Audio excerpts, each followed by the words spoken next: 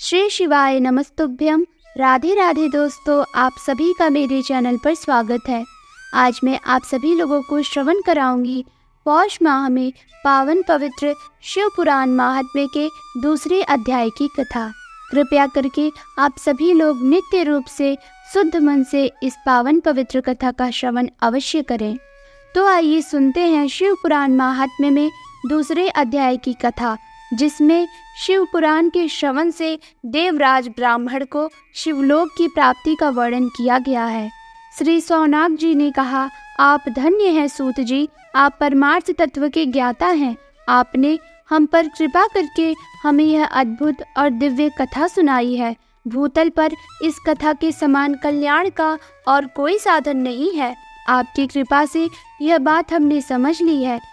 हे सूत जी, इस कथा के द्वारा कौन से पापी शुद्ध होते हैं, उन्हें कृपा पूर्वक बताकर इस जगत को कृतार्थ कीजिए।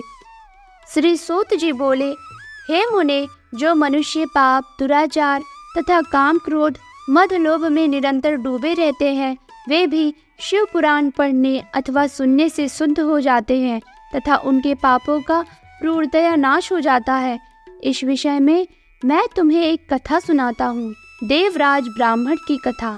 बहुत पहले की बात है कि रातों के नगर में देवराज नाम का एक ब्राह्मण रहता था। वह ज्ञान में दुर्बल, गरीब, रस बेचने वाला तथा वैदिक धर्म से विमुख था। वह स्नान संध्या नहीं करता था तथा उसमें वैश्य वृत्ति बढ़ती ही जा रही थी। वह भक्तों को ठगता था। उसने अनेक मनुष्यों को मारकर उन सबका धन हड़प लिया था।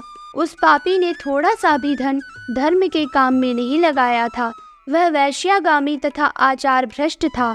एक दिन वह घूमता हुआ दैव योग से प्रतिष्ठानपुर अर्थात झूसी प्रयाग जा पहुंचा। वहां उसने एक शिवालय देखा जहां बहुत से साधु महात्मा एकत्र हुए थे। देवराज वहीं ठहर गया। वहां रात में उसे ज्वर आ गया और उसे बड़ी पीड़ा होने लगी। वहीं पर एक ब्राह्मण देवता शिव पुराण की कथा सुना रहे थे। ज्वर में पड़ा देवराज भी ब्राह्मण के मुख से शिव कथा को निरंतर सुनता रहता था।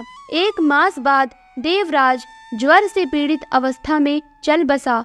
यमराज के दूत उसे बांधकर यमपुरी ले गए। तभी वहां शिवलोक से भगवान शिव के पार्षदगण आ गए। वे कर्पूर के समान उज्जवल थे।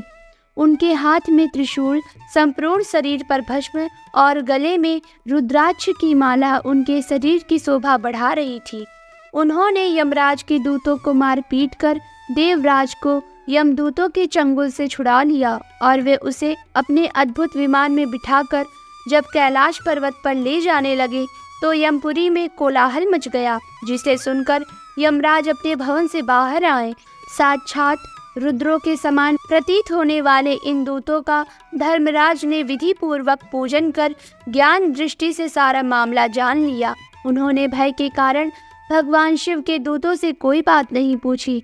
तत्पश्चात शिवदूत देवराज को लेकर कैलाश चले गए और वहां पहुंचकर उन्होंने ब्राह्मण को करुणावतार भगवान शिव के हाथों में सौंप दिया। श्री सौनाक जी ने कहा, हे महाभाग सूत जी, आप सर्वज्ञ हैं। आपके कृपा प्रसाद से मैं कृतार्थ हुआ। इस इतिहास को सुनकर मेरा मन आनंदित हो गया है। अतः भगवान शिव में प्रेम बढ़ाने वाली दूसरी कथा भी कहिए।